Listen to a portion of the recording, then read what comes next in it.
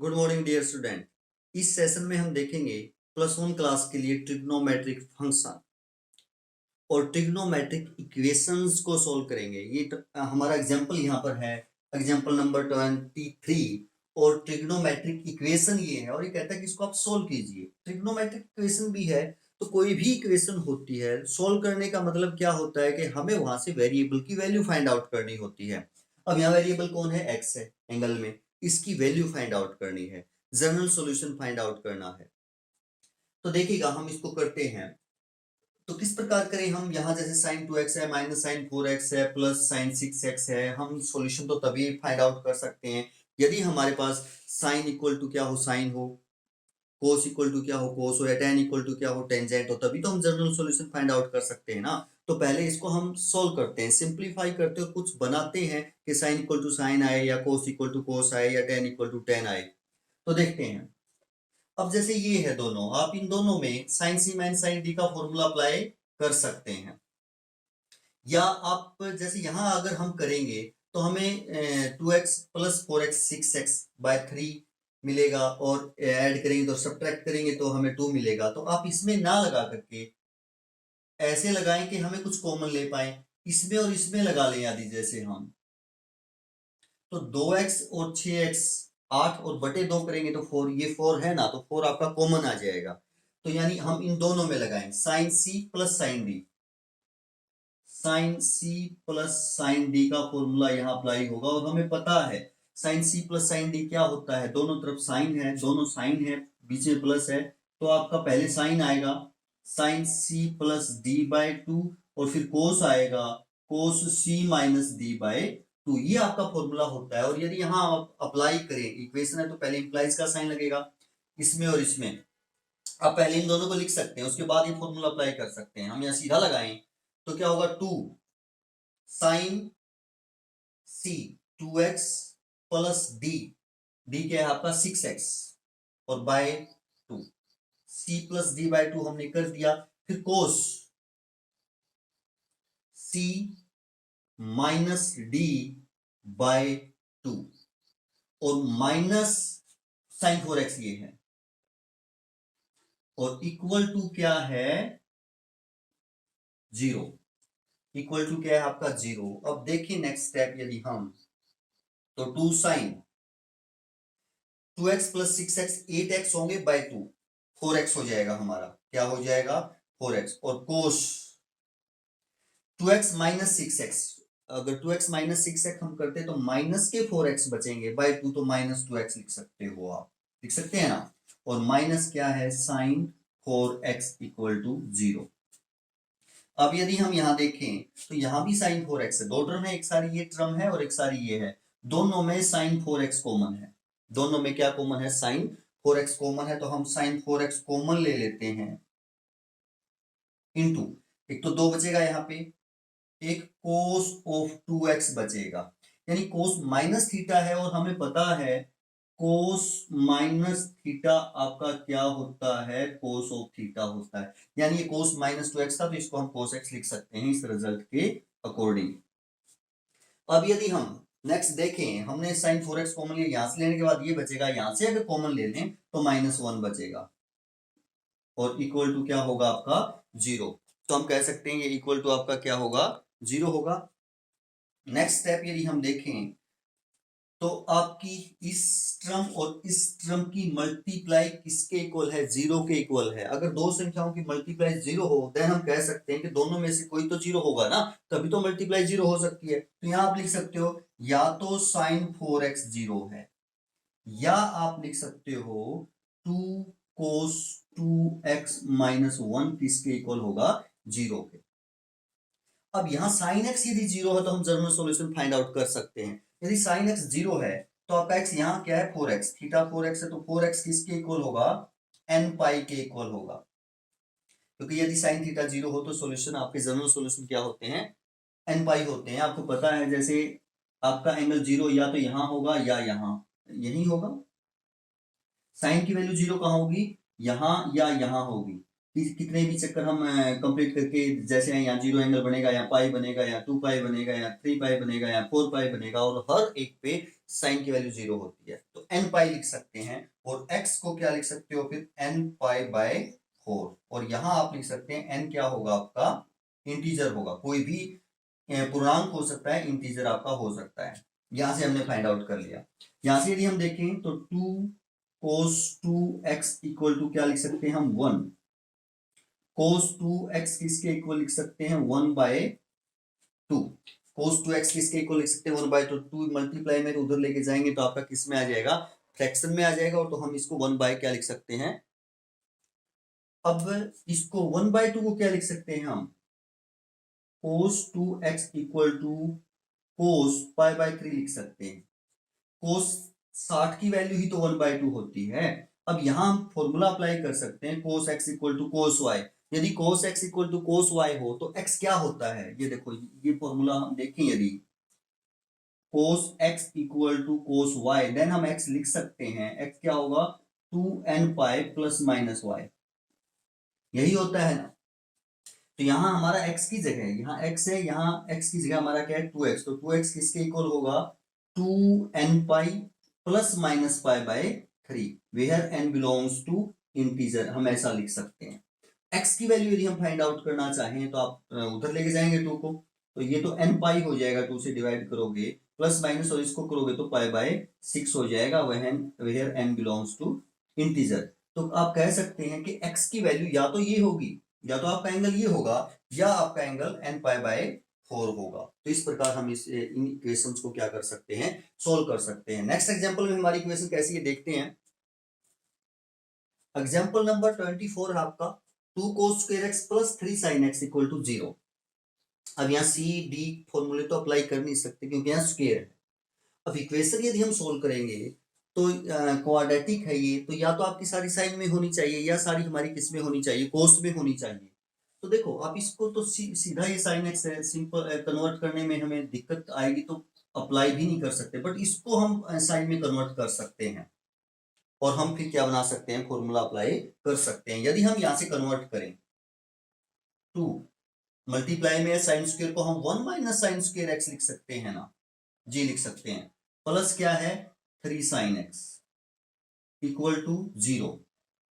क्योंकि जो सॉल्यूशन है हम वो या तो साइन एक्स इक्वल टू 0 हो तो फाइंड आउट कर सकते हैं, या sine x equal to sine X हो, या कोस एक्स इक्वल टू 0 हो, या cos X equal to cos X हो, या टेन एक्स इक्वल टू 0 हो, या tan X equal to tan X हो, तभी फाइंड आउट कर सकते हैं। तो ऐसा हम कुछ बनाने की कोशिश करेंगे, किस प्रकार होगा देखते हैं। अब यदि 2 से मल्टीप्लाई करें तो ये 2 माइनस 2 साइन स्क्वायर एक्स, और प्लस क्या होगा 3 साइन एक्स इक्वल टू 0। यदि इसके आप माइनस कॉमन ले लें तो 2 साइन स्क्वायर एक्स प्लस का हो जाएगा, ये माइनस का हो जाएगा 3 साइन एक्स, और 2 भी आपका माइनस का हो जाएगा इक्वल टू 0। तो आप देख पाएंगे साइन में क्वाड्रेटिक इक्वेशन है, साइन में क्वाड्रेटिक इक्वेशन, तो हम इसे सोल्व करेंगे। मल्टीप्लाई आप सेपरेटिंग द मिडिल टर्म भी कर सकते हैं, ये x मान सकते हैं कि सारा x है, तो आपकी मल्टीप्लाई इसकी और इसके इक्वल होनी चाहिए, यानी -4 होनी चाहिए। यदि आप दोनों को ऐड करें तो -3 होना चाहिए, 4 और 1 ही होगा आपका। तो मिडिल टर्म को सप्लीट करेंगे हम, तो मिडिल टर्म आपकी किस में सप्लीट होगी, ये सेम रखेंगे। मिडिल टर्म को हम लिख सकते हैं -4 साइन एक्स और प्लस साइन एक्स। यदि इन दोनों की मल्टीप्लाई करेंगे तो -4 होगी, और यदि इन दोनों को ऐड करेंगे तो -3 होगा, यानी मिडिल टर्म इस प्रकार सप्लीट हो सकती है, -2 इक्वल टू 0। अब पहले दोनों में से आप देखें तो कॉमन है, 2 भी कॉमन है और साइन एक्स भी कॉमन है, तो क्या बचेगा, यहाँ साइन एक्स बचेगा और -2 बचेगा। प्लस 1 कॉमन ले लें तो साइन एक्स -2 ही रहेगा ना अंदर। +1 क्यों कॉमन लिया, क्योंकि जैसा यहाँ है वैसा ही तो अंदर बचाना है आपको, तो +1 कॉमन लिया। अब आपकी दो टर्म्स हैं, ये एक ये और एक ये, दोनों में साइन एक्स -2 सेम है तो आप बाहर ले सकते हैं साइन एक्स -2। तो यहाँ आपका क्या बचेगा 2 साइन एक्स, और यहाँ अगर ये बाहर ले लेंगे तो +1 बचेगा इक्वल टू 0।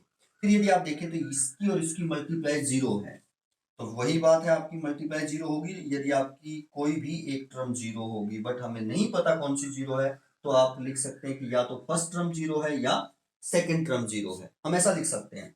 यहां से साइन एक्स किसके इक्वल आ जाएगा 2 के, और यहां से साइन एक्स किसके इक्वल आ जाएगा -1/2 के। 1 को इधर लेके जाओगे -2 इसके मल्टीप्लाई में डिवीजन में। बट आप ये देखें साइन एक्स की वैल्यू 2 तो हो ही नहीं सकती, एक्स के किसी भी मान के लिए साइन की वैल्यू 2 नहीं हो सकती, क्योंकि हमें पता है साइन कहां लाई करेगा for all real value of x -1 और 1 के बीच में। -1 से छोटे मान नहीं हो सकते, 1 से बड़े मान नहीं हो सकते साइन के, बट ये तो 1 से बड़ा है, आप रिजेक्ट कर दोगे तो ऐसा तो हो ही नहीं सकता। यस ऐसा हो सकता है। अब साइन नेगेटिव है, अब साइन नेगेटिव है और हम जनरल सॉल्यूशन निकालेंगे तो आपका फर्स्ट क्वाड्रेंट का नहीं होगा, सेकंड क्वाड्रेंट का नहीं होगा। फर्स्ट और सेकंड में साइन नेगेटिव होता ही नहीं, तो इसका मतलब आपका थर्ड या फोर्थ में होगा। तो कन्वर्ट करो आप, पहले आप इसको साइन एक्स में कन्वर्ट करेंगे ना, क्योंकि sine x equal to sine X Y होना चाहिए, तो माइनस है ये 1/2 को क्या लिख सकते हो आप π/6 लिख सकते हो। क्यों? क्योंकि 1/2 साइन में किसकी वैल्यू होती है 30 की वैल्यू होती है, साइन 30, बट हमें तो माइनस भी तो एडजस्ट करनी पड़ेगी, तभी तो आपका साइन से साइन कैंसिल हो सकता है। अब देखें आप माइनस साइन थीटा है, माइनस साइन थीटा को हम क्या लिख सकते हैं, अगर हम यहां देखें कि माइनस साइन थीटा हो तो उसको आप क्या लिख सकते हो, उसको आप साइन पाई माइनस थीटा लिख सकते हो क्या, pi plus theta. Pi minus तो आपका सेकंड क्वाड्रेंट रहेगा, साइन पॉजिटिव ही रहेगा ना। बट अब देखो pi plus theta quadrant third है, थर्ड में साइन नेगेटिव, और जो क्वाड्रेंटल एंगल या आप कह सकते हैं allied angle, quadrantal angle x axis वालों पे बनते हैं, वहां ट्रिग्नोमेट्रिक फंक्शन चेंज नहीं होते हैं, यानी 0 प्लस या 0 माइनस, पाई प्लस या पाई माइनस, 2 पाई प्लस या 2 पाई माइनस, इन पे हमारे ट्रिग्नोमेट्रिक फंक्शन चेंज नहीं होते हैं। साइन साइन में रहता है, कोस कोस में रहता है, टेन टेन में रहता है, कोटेंजेंट कोटेंजेंट में रहता है, बट जो प्लस या माइनस का जो साइन है वो क्वाड्रेंट के अकॉर्डिंग आएगा, तो वो हमने लिख दिया। तो यहाँ माइनस साइन थीटा यानी ये है, तो इसको ऐसा लिख सकते हैं साइन पाई प्लस π/6, थीटा की वैल्यू π/6 है।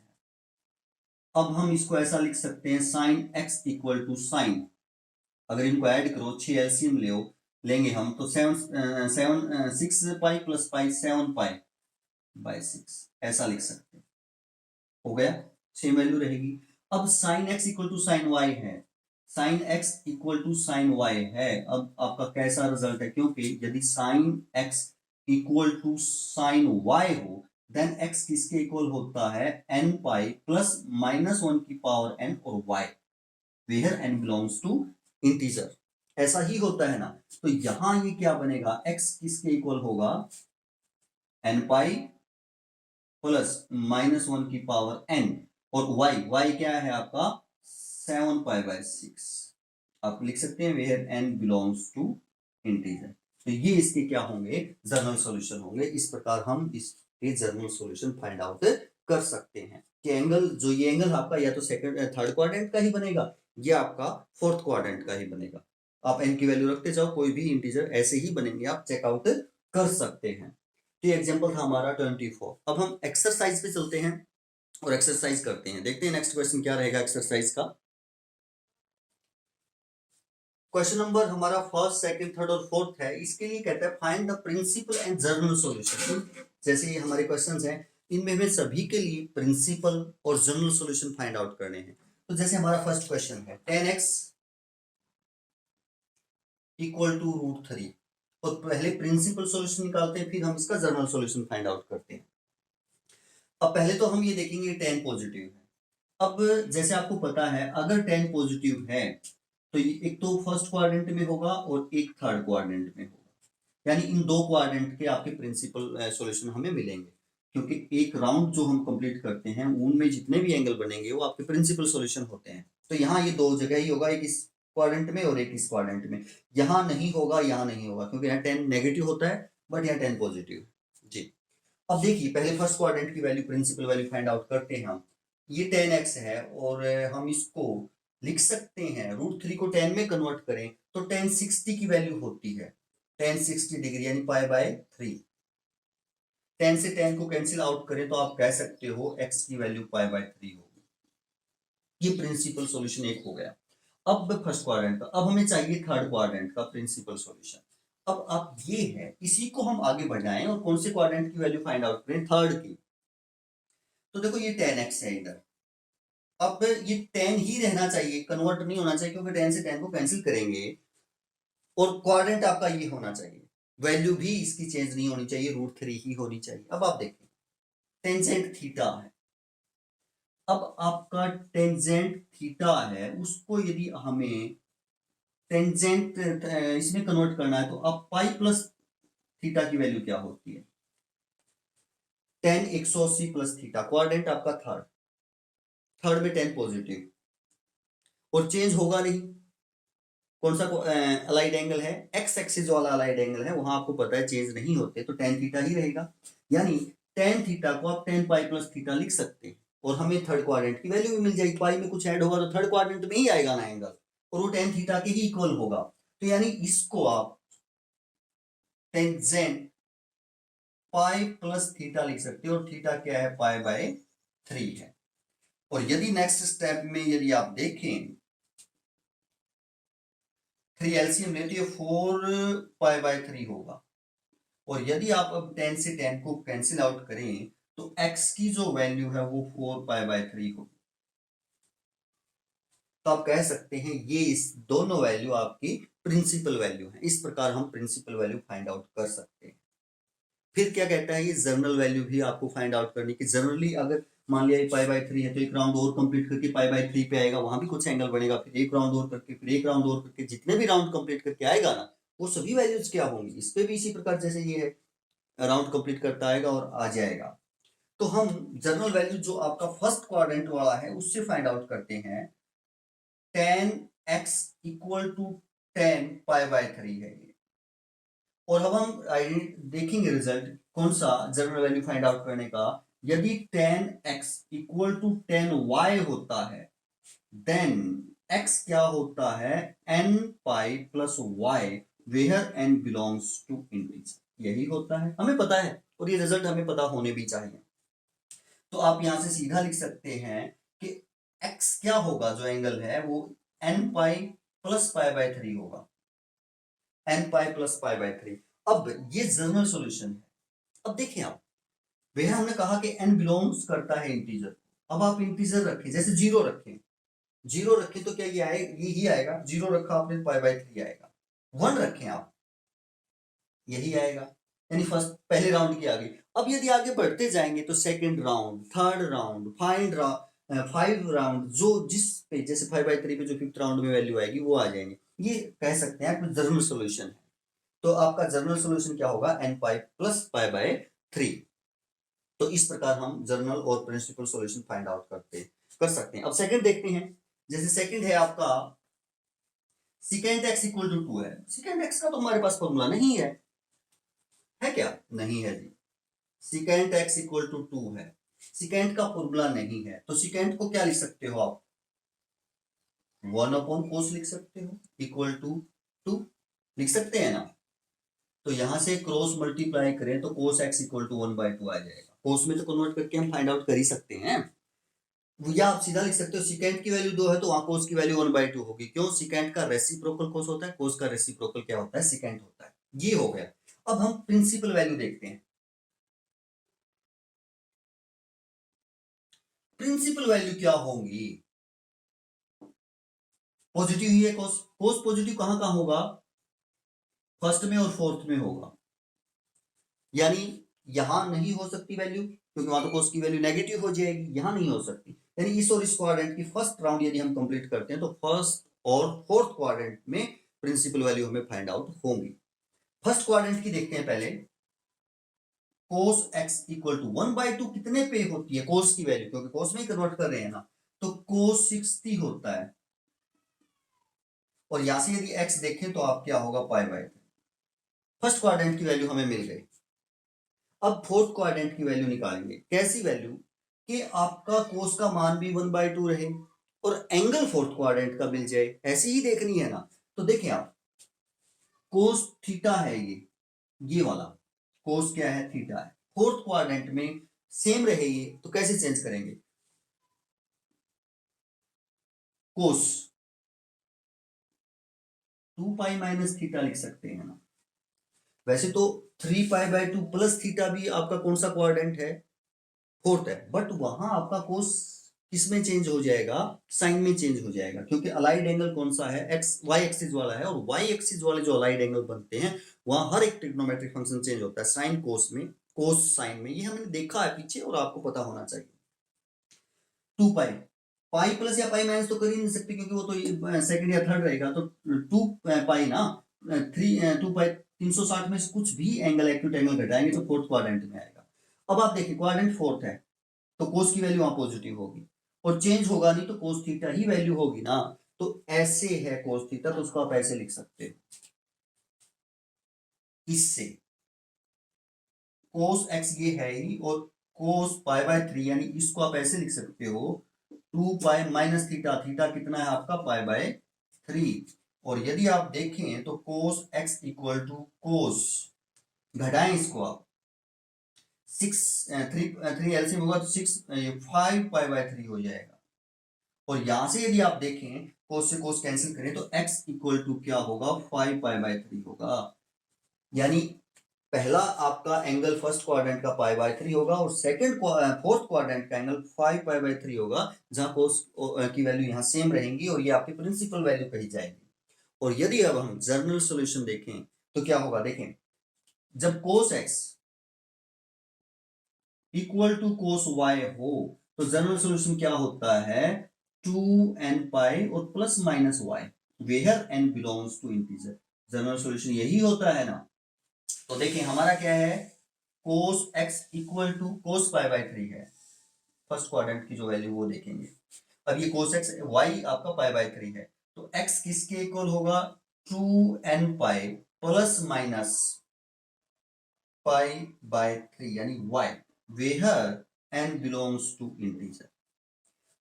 अब यदि आप इंटीजर वैल्यू रखें यानी n का मान 0 रखें तो प्लस माइनस π/3 आएगा, यानी π/3 भी हो सकता है, और यदि हम कौन सी डायरेक्शन में चले, क्लॉकवाइज डायरेक्शन में चले तो माइनस π/3, यहां से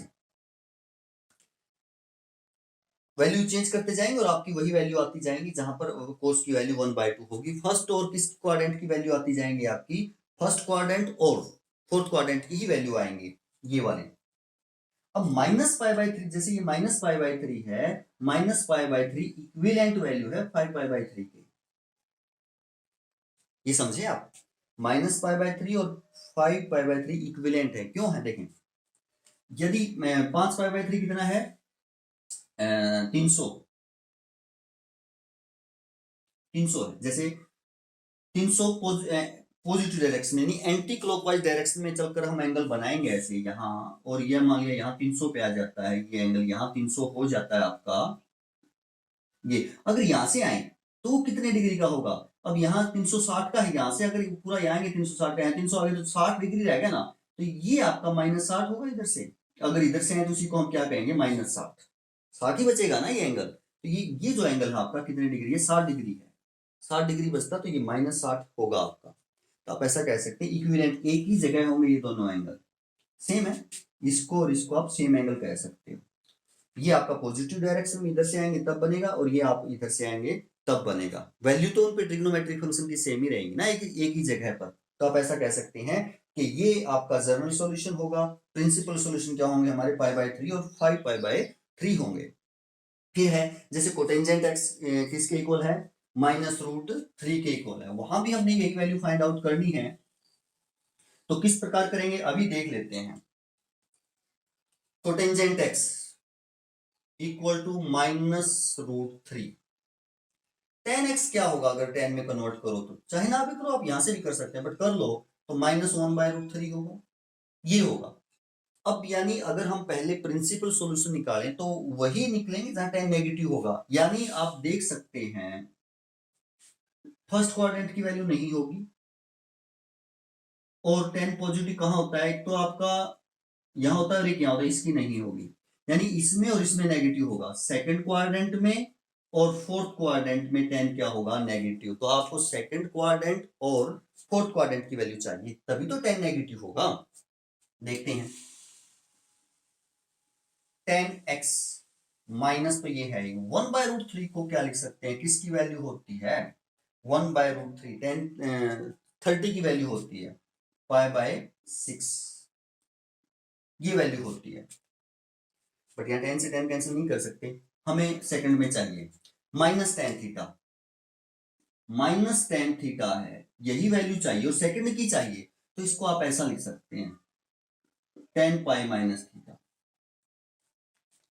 देखिएगा अलाइड एंगल एक्स एक्सिस वाला tan चेंज नहीं होगा, tan में ही रहेगा। और क्वाड्रेंट कौन सा है, पाई में कुछ एक्यूट एंगल कटेगा, सेकंड है, सेकंड में tan नेगेटिव होता है, तो इस सारे की जो वैल्यू हो -tan थीटा होगी। तो यहाँ -tan थीटा लिखा हुआ है, ये तो tan x है, या -tan थीटा लिखा हुआ है, इसको आप ऐसा लिख सकते हो सेकंड क्वाड्रेंट में tan π -θ, थीटा क्या है आपका π/6, तो tan x आपका क्या होगा, 10 आप एलसीएम लें 6 तो 5π/6 होगा।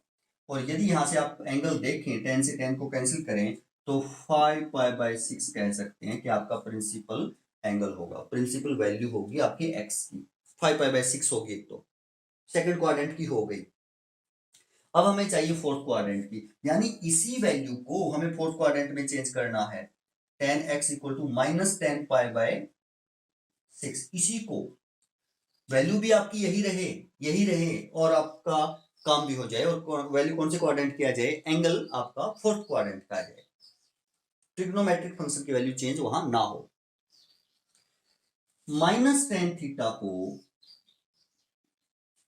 फोर्थ क्वाड्रेंट में क्या लिख सकते हैं हम, 2π -θ ही लिख सकते हैं ना, क्योंकि 360 -θ फोर्थ क्वाड्रेंट है, फोर्थ क्वाड्रेंट में tan नेगेटिव आ जाएगा, चेंज होगा नहीं क्योंकि अलाइड एंगल एक्स एक्सिस वाला है। जहां हमने चेंज नहीं करने वहां अलाइड एंगल हम एक्स एक्सिस वाले ही लेंगे, जहां चेंज करने की जरूरत पड़ती है वहां अलाइड एंगल हम वाई एक्सिस वाले लेंगे। तो यहां लगभग चेंज नहीं करने से हमें कैंसिल करना होता है, अलाइड एंगल आपके एक्स एक्सिस वाले ही होने चाहिए। तो आप इसको क्या लिख सकते हो, tan x equal to tangent 2π -θ, theta क्या आपका π/6। इस सारे की जो वैल्यू है वो -tan π/6 ही होगी ना। tan x equal to tangent 6 LCM ले 12 तो 11π/6 हो जाएगी। 10 से 10 काटते हैं आप तो x इक्वल टू 11π/6, तो आप कह सकते हैं कि जो आपकी प्रिंसिपल वैल्यू है x की एंगल की वो 5π/6 और 11π/6 होंगी, सेकंड क्वाड्रेंट की और फोर्थ क्वाड्रेंट की। ये हमारी वैल्यू आ गई प्रिंसिपल। अब जनरल सॉल्यूशन निकालें, कब ऐसा होता हो, जब tan x इसके इक्वल हो, tan y के इक्वल हो, तो आप कह सकते हैं x क्या होगा nπ + y, where n belongs to z, यही होता है ना। तो देखें tan x हमारा किसके इक्वल है, tan x equal to tan π/6, ये नहीं होगा क्योंकि यहाँ तो बाहर माइनस है ना, हमें माइनस एडजस्ट की तो आपका ये बना है, यहाँ तो कैंसिल कर नहीं सकते बट यहाँ कैंसिल कर सकते हैं। अब यहाँ tan x equal to tan y है, यानी बाहर माइनस नहीं है, आपका tan x equal to tan y, तो अब x लिख सकते हैं आप क्या, nπ प्लस आएगा, केवल प्लस माइनस नहीं आएगा, प्लस माइनस किसमें आता है, कोस में आता है, प्लस माइनस किसमें आता है आपका कोस में, nπ + y, और y क्या है आपका π/5π/6, यानी ये, तो हम कह सकते हैं कि ये हमारी जर्नल वैल्यू होगी, जर्नल सॉल्यूशन होगा आपका इस क्वेश्चन के लिए। सिमिलरली आपका कोसेक है, इसको आप साइन में चेंज कर दो, sin x इक्वल टू -1/2 हो जाएगा, सेम कैसा हो जाएगा, इसके जैसा हो जाएगा, ये प्लस था ये माइनस है, तो आप ऐसा कर सकते हैं, आप फाइंड आउट कर सकते हैं, इजीएस्ट है, इजी है, आप कर लेंगे। तो आशा है आपको समझ में आया होगा। ट्रिग्नोमेट्रिक फंक्शन जो है या ट्रिग्नोमेट्री से रिलेटेड कोई भी एक्सरसाइज है या कोई भी क्वेश्चंस है, वो सारा का सारा बेस्ड होता है आइडेंटिटीज पर, फॉर्मूलों पर, और वो हमें अच्छी तरह से आने चाहिए। और आप अच्छे बच्चे हैं, प्रैक्टिस करते हैं, लिख लिख कर देखते हैं, और आपको सभी फॉर्मूले हम सोचते हैं कि आपको आते हैं, तो करते रहिए और आगे बढ़ते रहिए। थैंक यू, धन्यवाद।